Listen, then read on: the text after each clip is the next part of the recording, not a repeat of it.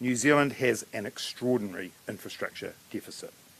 Treasury's investment statement last year estimated the cost of addressing that deficit and stopping it getting worse at $210 billion over the next 30 years. Decades of failing to maintain and enhance our infrastructure have been exacerbated by failing to plan and build for population growth. And on top of that, we're acutely aware that the infrastructure that we do invest in needs to be resilient to the ever more obvious impacts of climate change. There is no point building back from the weather events of recent years in just the same way when we know we'll be experiencing more of them into the future.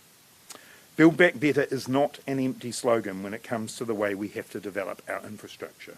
It's an integral and critical approach. We've achieved significant progress with our National Adaptation Plan, and work is underway on adaptation legislation. Work's begun to develop principles and frameworks for how we might confront and decide land use changes due to rising sea levels and flooding risks. In response to the anniversary weekend floods and Cyclone Gabriel, that policy work has moved very quickly to become about practical implementation. And we're in the middle of it as we speak. Yesterday, I set out how we're progressing land use decisions in the most affected regions following the recent flooding. And that includes timelines for decision making and engaging with communities on next steps. I want to acknowledge that for many affected communities, including people here in Auckland, they are desperate for certainty on the next steps. And we are working as fast as we can with councils and insurers to get the data we have thoroughly checked to make sure that those next steps are the right steps. It is our job to plan ahead and build future resilience into our national infrastructure network to protect and grow our economy. And it's crucial that we continue to lift investment around the country to close the infrastructure deficit I've mentioned.